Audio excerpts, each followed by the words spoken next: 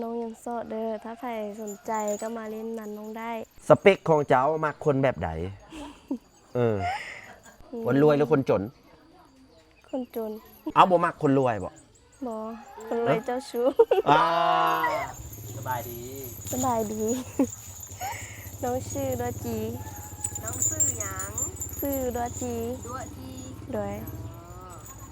อู้วิวบรรยากาศข้างหลังสวยขนาดเลย สุขสบายดีพ่อแม่พี่น้องมื้อนี้บ่าวเด่นนครพนมมาพบพอกับสาวลาวสูงคนงามเฮานะครับพี่น้องอันนี้คือหมู่บ้านหยัง ผาเท้า ผาทาว โดย น้องมีชื่อว่าใด ดัวจี ๆดัวจี โดย อ๋อน้องอยู่บ้านนี้เนาะ โดย อืมอ่าอันนี้บ้าน บ้านผาเท้า เมือง วันเวียง แขวง เวียนจันทร์ แขวงเวียงจันทน์นะครับผมน้องกินข้าวกับอย่างคืองามแท้ กินข้าวกับนั้น นะกินข้าวกับอย่างก็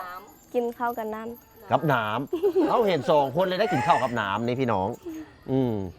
เป็นหยังคือกินข้าวกับน้ บ่คือกัน น้ำซุปบ่ ำน้ำเปล่าๆนี่บอก บ่น้ำสุก น้ำซุป น้ำซุป โดย โอ้นึกว่าน้ำละลาซุปหยังซุปพักบอก เป็นข้าวเปียก พี่น้องก่อนชมอย่าลืมคอมเมนต์มาหยองเพื่อนเด้อสุดงามเนาะ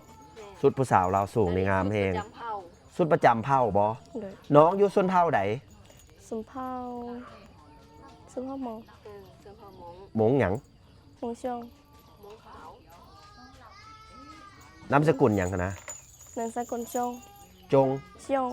ยง ช่วง ชง โดย โอ้หมงขาวเนาะ โดย หมงมันมี3เหล่านะครับผมหรือว่า3เผ่าแพรกแยกออกมาหมงขาวเนาะหมงเขียวหมงลายแม่นบอ โดย น้องอยู่หมง มงขาว หมงขาวโอ้ผิวขาวเนาะตอนนี้ยังโสดบอ โสด บอดังๆโสดบอ โสด ผู้บ่าวทั้งต่างประเทศนี่มักนี่สนใจนี่จีบได้บอ ได้ ได้เนาะพี่น้องนะครับผมไปฟังเบิ้งนะครับผมว่าน้องสาวเพิ่นนะครับผมหน้าตาถึกใจนะครับผมก็มาจีบได้เนาะ โดย อยู่วังเวียงนี่แหละพี่น้องอันนี้วังเวียงเลยเนาะสามารถมีแฟนได้บอสำนี้นะ ได้ ได้นะครับผมเพราะว่าชนเผ่าลาวสูงเพื่อนมีแฟนตั้งแต่ยังน้อยบางคนก็14 15ก็เอาผัวก็มีบางคนก็16 17นะครับผมก็บ่เกิน18ดอกเนาะประมาณ20เพิ่นก็ลูก2แล้วแม่นบ่ ถ้ามีแฟนนี่ทางฝั่งไทยจะมักอยู่บ่ มัด มักเนาะทางอเมริกาเด้ ก็มัดอยู่ มักอยู่เนาะผู้บ่าวลาวก็มักเนาะ อืม สมมุติว่าคนต่างประเทศนี่สามารถแต่งกับคนเผ่าลาวสูงได้บ่ ได้ ได้ อืม อันนี้ไอ้ขอถามเป็นความรู้เด้อค่าดองเพื่อนแพงบอหมู่บ้านเนี่ย บ่แพน บ่แพงประมาณจากล้าน 8 ล้าน 8 ล้านซ้ำกันกับยูฮันยูฮันรัก52 52 รัก52กับ8 ล้าน แต่ค่าจัดงานนี่ผู้บ่าวกับผู้สาวออกกันคนละครึ่งบอก อืม ตามบ้านเจ้าวะเอาตามบ้านเจ้าเลย เปล่าเพิ่นออกบ่ ผู้บ่าว โดย อยู่รัก52นะผู้บ่าวกับผู้สาว เจ้ายับมาถ้าให้คำแนะนำนำอันนี้แสดงว่าผู้บ่าวบ่ แม่น ฮะ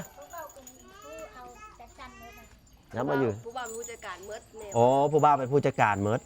โดย แสดงว่าเกิน8 ล้านอยู่ เนาะประมาณจักล้าน50บอก ประมาณ เอ้ย 30 ล้าน 50 ล้าน60 ล้านนั่นแหละ 50 ล้าน60 ล้านถามผู้รู้ข้างหลังนี้เนาะ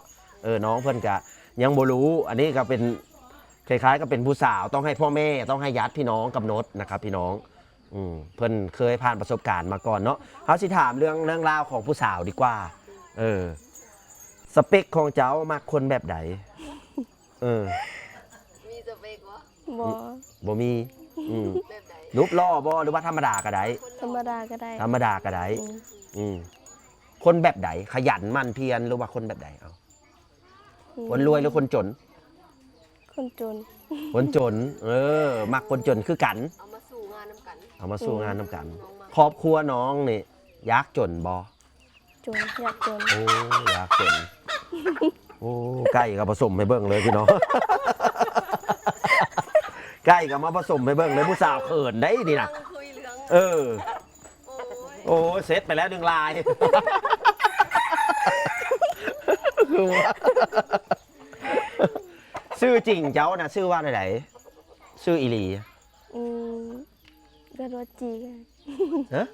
ดัวจี ชื่อเดียวกันเลย อืม ชื่อเล่นกับดัวจี โดย อืมเจ้ารู้ตัวบ่เจ้างามอยู่บ่เนี่ยเจ้าเว้า บ่ บ่เจ้ายังว่าบ่งาม แต่ผู้ชายเขาบอกงามได้อืมเอาเม้นมาหยองเพิ่นเด้อพี่น้องเด้อน้องดัวจีนะครับผมชนเผ่าลาวสูงเฮาเนาะเราบูมีสเปค อืมบ่มี คือคนจนคือการเน้นคือคนจนเนาะ คนจน เอาบ่มักคนรวยบ่ บ่คนรวยเจ้าชู้ อ่าคนรวยเจ้าสูอืม ความนี้จิ๋ว สมมุติว่าเป็นเมียน้อยเขาเจ้ายอมอยู่บ่ บ่ ใจเดียว โดย แต่สมมุติว่าเอากันไปแล้วเราไปเล่นเมียน้อยเด้เขาเว้ามงอนุญาตได้เขาเว้ามีเมีย2เมีย3ได้แม่นบ่ไอ้ได้กินข้าวนะครับผมตามประเพณีบ้านน้องเพิ่นนะครับผมสามารถมีเมียได้จักคน 2-3 คน 2-3 คนก็ได้แสดงว่าไอ้เบาเดชนี่มีสิทธิ์ได้นี่ พี่สิทธิ์ถ้าผู้หญิงอนุญาตนะน้องเนาะ บ่แต่ในใจเจ้าอยากได้อยู่บ่แบบ2-3 บ่อย่าได้คนเดียว อยากได้คนเดียวอยากได้ผัวเดียวเมียเดียว โดย รักเดียวใจเดียว แม่ แม่น แต่ถ้าเอากันไปแล้วผัวไปรักเล่นก็ต้องจำเป็น มันเป็นประเพณีเด้ ปะอยู่บ่ เออ ปะบ่ ป้าบ่ได้เนาะ ผัวเฮาไปลินนี่ปะบ่ อืม ป้า มันโอ้ป้าได้นี่นะเจ้าเตรียมคำเว้าไว้เลยพูดนะมักผู้เดียวเนาะ โดย เอาเขาเว้าอันมีหลายคนใดนี่เฮ็ดได้ซะเขาสามารถเลี้ยงได้นี่เด้ซะเอาผู้ชายเลี้ยงได้คนมีเงินเลี้ยงได้ แต่ นะ ว่าน้องบ่มาคนรวยถึงว่า อื เนาะ มบ่มา โอ้ถ้าคนรวยมันมีเมียหลายคน แม่ อันนี้คือความหมายเจ้า แม่ ที่บ่มักคนรวยเพราะอันนี้ มาคนจน เข้าใจแล้วเราเหลือคนจนดีกว่าเราเอา กัน เอาพี่น้องฟังไว้เด้อผู้ใดจน เพิ่นบ่มักคนรวย ผิวคำผิวดำผิวแดงผิวขาวเอาหรือว่าใดหมด เที่ยวด ด ผิวดำ ำโดย โอ้ ำอายุเด้ อายุเด้ มาคนอายุหลายกว่าบ่ ประมาณ18 9 ขึ้น ขึ้น หรือว่าลง ขึ้น โอ้ขึ้น คืออายุหลายกว่าน้องขึ้นไป โดย ส่วนมากคนลาวสูงสิอายุผู้ชายหลายกว่า เพราะว่าอย่างฟังความเห็นน้องเพิ่นเป็นหยังจักเหลือคนที่มีอายุหลายกว่าน้อง เพราะว่าเขาเป็นผู้ใหญ่ แล้วเขาปกป้องน้องได้ อ๋อหาเงินก็สิหาเป็น ไถนาก็สิไถเป็น โดย มาคนเฮ็ดหัวเฮ็ดสวนบ่ มัด มาก เพราะว่าน้องก็เฮ็ดคือกัน โดยมัดคน มัดคนดุมันเลยสละ ดุมั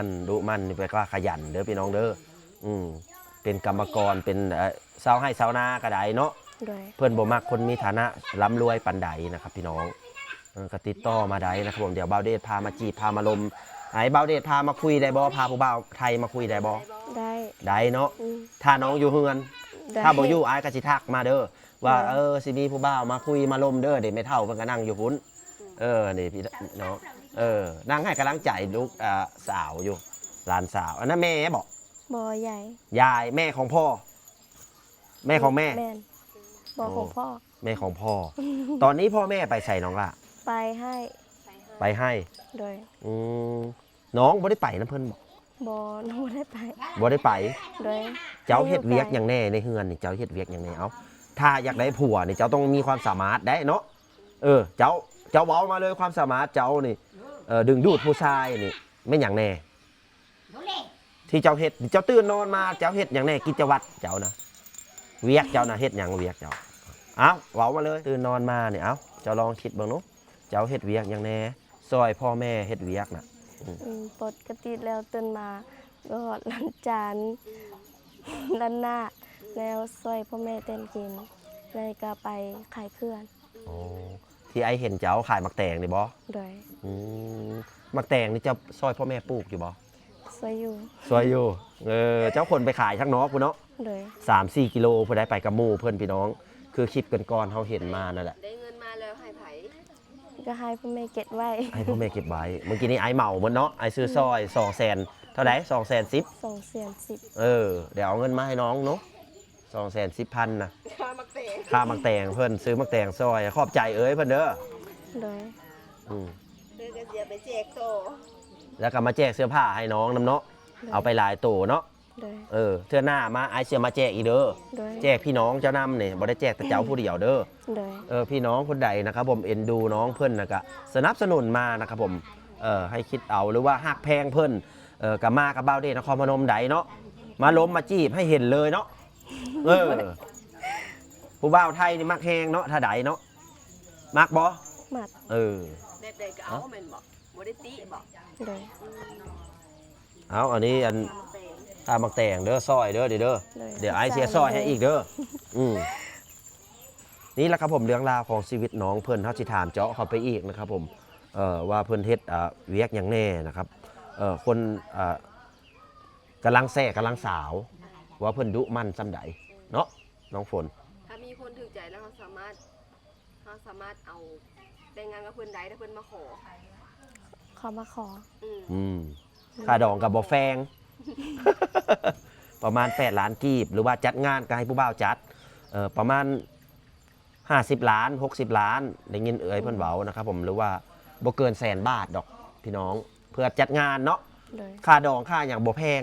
โดย ส่วนมากเลี้ยงพี่น้องซ้ำ เนาะ แม่ เลี้ยงพี่น้องหลายกว่าค่าเหล้าค่าเบียร์นะเนาะค่าเบียร์แม่นบ่ แม่น ให้เจ้าบ่าวจัดกิจการหมดเนาะ โดย หมูเด้หมูกับผู้บ่าว อือ ค่าหมูบ่ ก็ ทางนี้นิยมค่าหมูหรือค่าควาย หมู หมู โดย เจ้าก็มักอยู่มากินหมู อาหารเจ้าเฮ็ดเป็นอยู่เนาะ เป็น ส่วนมากเฮ็ดอาหารอย่างน้องล่ะ ล้อเลยอาหารของมุ้งอ่ะ อาหารของเศร้าโมงนะเจ้าเฮ็ดหยังเป็นในเอา ต้มผักเขียวบ่ เดี๋ยวบอกนะทอดเป็นตะไคร่อะ ต้มแกงเป็นบ่ เป็น เป็นอย่างอีก ก็คั่วผัดกิน ฮะ คั่วผัดกิน ขั่วพัก เว้ามาเลยเว้ามาเลย ขั่วพัก คั่วผัดกิน อืม แล้วกันอย่างอีก ก็ เจ้าเฮียนด่านใด ด้าน มีอย่างแน่ที่เจ้าเฮียนในโรงเรียน อื้อ ภาษาไทยเรียนอยู่บ่ บ่ ภาษามงเรียนบ่ เรียน ภาษาลาวเรียนบ่ เรียน คณิตศาสตร์เรียนบ่ เรียน โอ้ประวัติศาสตร์ ก็เรียน วิชาใดที่เจ้าเก่งที่สุด บ่มี บ่มี เทียนได้ที่เท่าไหร่ ได้ที่6กับที่ 6 กับ 5โดย 5มัก6 กับมา5หรือว่าที่ 6 ที่ ที่6ที่ 5นักเรียนมีจักคนในห้องนะครับ 5 28 28เจ้าได้ที่ โดย 5โอ้เก่งอยู่เด้หรือว่า5สุดท้ายเพิ่นบอก หรือว่า5นั้น1 2 3 4 5นี่เนาะ โดย เก่งอยู่ได้เก่งอยู่นะครับผมถือว่าสลาดอยู่นะครับผมส่วนมากคนชาวลาวสูงในสลาดสลาดเสลียวแล้วก็มักค้าขายเนาะมักบ่ค้าขาย มัด ถ้ามีคนลงทุนค้าขายให้เปิดร้านให้เอาบ่ เอา เอาเนาะเจ้ามักค้าขายอย่างเอาเว้ามาเนาะ เกิดเสื้อผ้า โอ้เสื้อผ้าแล้วก็เป็นอย่างแน่ ก็ ผลไม้ ม ผลไม้ก็มากนะครับผมขายมักเงาะมักมันไปนี่แหละเนาะ โดย สมมติว่ามีแอดผู้บ่าวฟังไทยส่งของมาให้ขายบ่ ขาย ขายเนาะ อืม เอาฟังไว้พี่น้องผู้ใดฮักแพงน้องก็มาสนับสนุนได้เด้อส่วนไปไก่บ่ส่วนเจ้านะ บ่ไก่ อยู่ใส อยู่พุ่น อยู่ใสอยู่หุน ขี่รถไถไปบ่ บอยรถจะไป รถจากไป โอ้ ยังไปก็ได้ จักกิโลเมตรจักกิโลเมตรจักนาทีเอาจักนาที อืมถ้ายังไป15 นาที 15 นาที อืม แสดงว่าบ่ไกลปานใด อืม ย่างไปทางพุ่นบ่หรือทางพี่ ไปทันนี้ โอ้ไปทางพี่ อืม ส่วนมากปลูกหยัง มาปูมาทอดกัดมาแตน บ่ได้ปลูกมักนอดบ่ บ่ ฮะ บ่ พี่น้องรู้จักอยู่บ่มักนอด อืม บอกพี่น้องบอกเพิ่นแหน่มักนอดแปลว่าหยัง บ่ฮู้ สาวรสอยู่ไทยนะมักกระทกโลก มักมันเด้ปลูกอยู่บ่ มักมันได้ปลูกบ่ บ่ มีบ่มักมัน บ่มี อืม พวกพวงเตะบ่ผัก เลย กาดอันนี้เขาปลูกอ่ะ แม่นปลูกอยู่บ่พัก ปลูก ปลูกพักหยังขึ้นมา ผัดอืม บูซื้อ บ่ฮู้ชื่อแต่ปลูกพักอยู่เนาะ เลย อยู่เฮือนมีอายน้องจักคน น้องชาย2 คนมีเอ้ย1 คน น้องชาย2 คน เลย แล้วก็เอ๋ย เลย เจ้าเป็นคนที่เท่าใด คนที่2 คนที่2เอ๋ยแต่งงานแล้วบ่ ยังงามอยู่บ่ งานอยู่ งามอยู่ เอ้ยทุกปีแหละ 17 17 เลย โอ้17อยู่ อืม ตอนนี้เราอยู่ไส อยู่เวียน อยู่เวียง เลย โอ้ติดต่อให้อายเบาเดชเด้อมาถ่ายเด้อ เลย ให้พี่น้องชมกันเด้อพี่น้องเด้อเอ้ยเจ้าชื่อหยัง ซื้อปะเจียะ ปาเจีย เลย ปอเจียหรือปาเจีย ปะเจียะ ปาเจีย เลย ยังบ่มีแฟนเนาะ เลย แล้วเฮ็ดเวียกหยัง เฮ็ดเบี้ยพนักงาน พนักงาน เลย พนักงานอยู่จักพนักงานหยัง พนักงานโดยรวมบ่พนักงานเสิร์ฟบ่ บ่ฮู้บอดนี่ โอ้เจ้าเรียนจบหยังเราเรียนจบหยัง เราเรียนจบหมดสิแล้วก็ อ ไป อกเลย เวียนแล้ว เจ้าก็บ่ต้องเรียนดอก มีแฟนแล้วก็ให้แฟนเลี้ยงเนาะซอยกันดูแลนะครับผม ตอนนี้ยังบ่มีแฟนก็เรียนไปซะก่อนเนาะ แม่ อืมน้องสาวเคยไปไทยบ่ บ่ อยากไปบ่ ยาก ถ้าไอสิพาไปบ่ ไป เอาพี่น้องเอ้ยขอเงินเติมน้ำมันเลยนะ สิพาน้องไปเที่ยวไทยนะครับผมพี่น้อง บ่ยานหัวถามอยู่ โบยานบอกไปไทยนะ บ่ อืม ไปใกล้เด็กบ่ยาน แห่งปลอดภัยนะครับผมเนาะ เลย เมืองไทยแห่งอยู่สะดวกอยู่สบายนะครับไปไทยเจ้าอยากกินอย่างน้องล่า กุนละปลาหมึก ปลาหมึก เลย เป็นยังจะกินปลาหมึก อยู่ลาวมันบ่มีบ่ มี มี อืม แต่ยาก เลย บ่ค่อยได้กินบ่อยู่ลาวเลยครับ แม่น โอ้จักมื้อแล้วที่เจ้าเคยกินมานี่จักเดือนแล้วปลาหมึกนี่ บ่เคยกิน บ่เคยกินบ่หมูกระทะไอสิพาไปเลี้ยง กิน นี่ ไป อยู่วังเวียงนี่ ไปบ่ ไป ไป ผู้นั้นไปบ่ผู้น่ะไปน้ำกันตอนแรกเนาะ เลย ไอสิพาไปเลี้ยงกับเอ๋ยเพิ่นนะครับผม คู่กัน ไปเป็นหมู่กันนะครับแต่ไอ้บ่จักหารได้เจ้าฮู้จักอยู่บ่ เลย รู้เนาะ เลย ไอ้ฮักกะมามื้อแรกนะครับผมเดี๋ยวสิพาน้องเพิ่นไปกินหมูกระทะเด้อพี่น้องเด้อFC คนใดต้องการสนับสนุนก็ติดต่อมาได้นะครับ พี่น้องอยู่ไทยเจ้าเคยไปเที่ยวห้างบ่เคยเนาะ บ่ เพราะว่าบ่เคยไปไทยอยากไปอยู่บ่ไปเที่ยวห้าง อย่าไป ห้างหยังรู้อยู่บ่ชื่อมัน บ่ อูจักอยู่บ่ห้างโลตัส บ่ โอ้อยากไปแม่นบ่ เลย ลาวนี่เดี๋ยวเคยไปใส่เนี่ย บ่เคยเลย เจ้าบ่เคยไปไสเลย เลย โอ้ไปไกลสุดจักกิโลเมตร ไป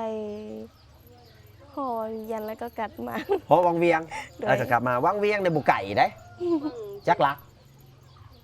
10 นาทีบ่ อืม 5 นาทีนี่บางเวียงอะเนาะอยู่ ไก่อยู่ได้10 นาที 10 นาทีก็20 นาที 10 20นาทีนะครับผมตอนแรกนี่แหละเฮาสิไปกินกันนะครับผมว่าน้องดัวจี เลย ได้ผัวเนาะได้แฟนไปแล้วซึ่งว่าได้ผัวไกลๆเนี่ยผัวไทยนี่เจ้าสิอยู่เฮือนเจ้าหรือว่าไปอยู่เฮือนผัว อยู่เงินผัว อยู่เฮือนผัวเป็นยังจะอยู่เฮือนผัว มันเป็นฮิตประเพณีบ่ เลย โอ้หรือว่าแพงผัวห่วงผัวอยู่บ่ หมอ ฮะ ห่วงผัวอยู่บ่เฮาห่วงอยู่บ่ หอน ห่วงหั่นแหล้วเนาะจังมากเดียวใจเดียวห่วง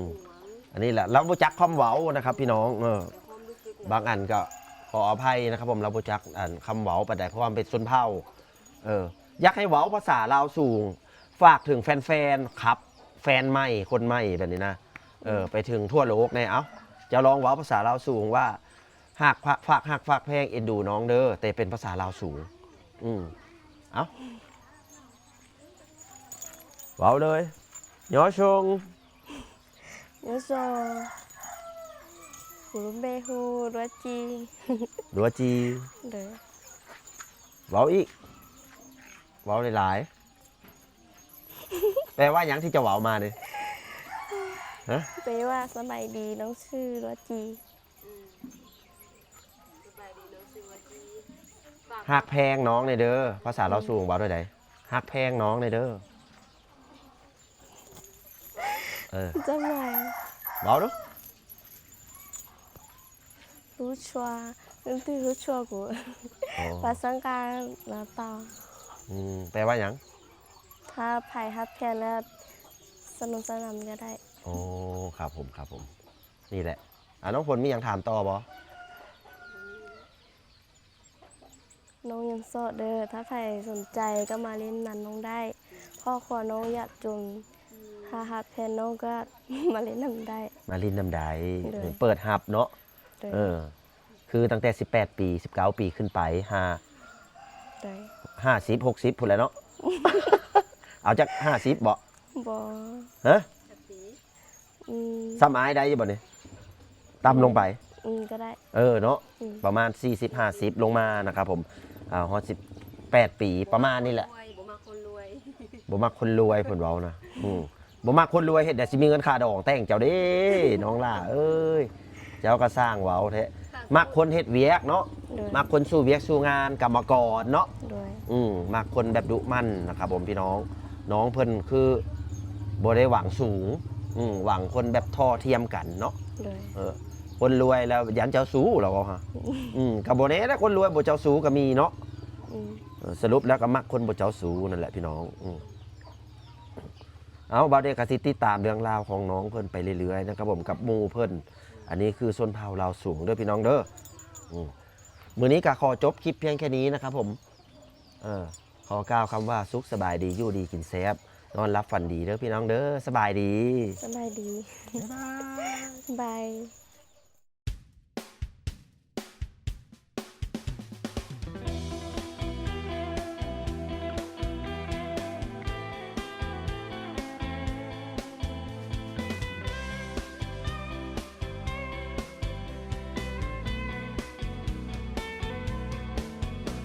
ฮัลโหล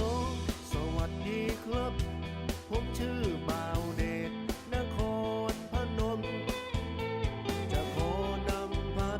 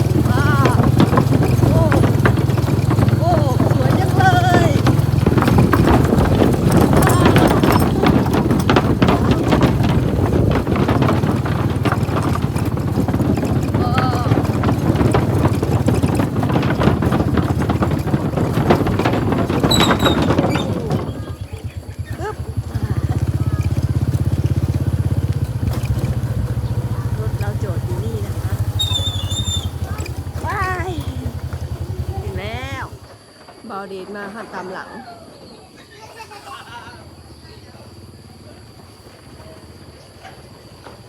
ได้ขี่มอเตอร์ไซค์เข่าพี่น้องเอ้ยรถใหญ่บอกเอาเข่ายาน โอ้ออกมาจากหมู่บ้านแล้วพี่น้องวันนี้ ทางก็เป็นหลุมเป็นบ่อเป็นธรรมดานะครับผมหน้าฝนเนาะสิไปอยู่ปะล่ะไปกินไปบ่ เอ้า เอ้อ คือว่าสิไปกินหมูกระทะ บ่ไปบ่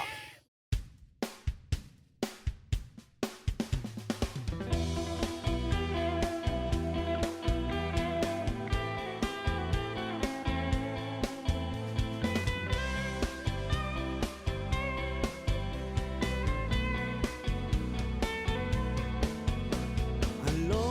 สวัสดีครับ ผมชื่อบ่าวเดชนครพนม จะขอนำพาทุกท่านไปเที่ยวชม ประเพณีวิถีชีวิต เที่ยวรอบไป